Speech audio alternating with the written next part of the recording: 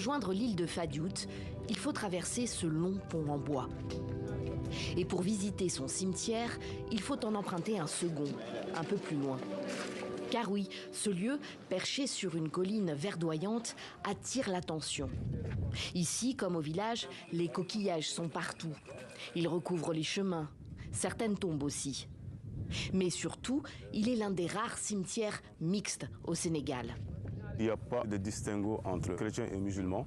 Et dans une même famille, je l'ai dit tantôt, je pense, on peut trouver un membre de la famille qui est catholique et un autre membre de la famille qui est musulman. Et donc là, vraiment, ils vivent en parfaite harmonie. Les morts et les vivants, il y a 8000 habitants à Fadiout, cohabitent ici sans que la religion ne soit un sujet. Chez les Ndour, malgré tout, on en plaisante. L'aîné, Moustapha, 67 ans, en bleu, s'est converti à l'islam il y a 40 ans. Son cadet, Jean-Pierre, en blanc, a conservé sa foi chrétienne. 2 fois, je lui ai dit, tu es parti en voyage, il est temps de revenir. De retourner dans ta religion d'origine.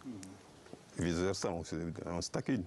Ici, j'ai trouvé une famille, un village qui a vécu longtemps dans ce dialogue, cette coexistence pacifique, parce que nous étions parents, frères, sœurs, cousins, avant l'arrivée de ces religions, avant l'arrivée de la colonisation, avant l'arrivée des Arabes ici. Les deux hommes débattent. Les récents propos du Premier ministre sénégalais sur le port du voile ont agité la maisonnée et plus généralement le village de Fadiout. Fin juillet, Ousmane Sonko a mis en garde les écoles sénégalaises qui refuseraient les élèves voilés. Une déclaration qui a suscité l'émoi de l'Église et de la communauté chrétienne qui s'est sentie visée à travers ces établissements privés catholiques.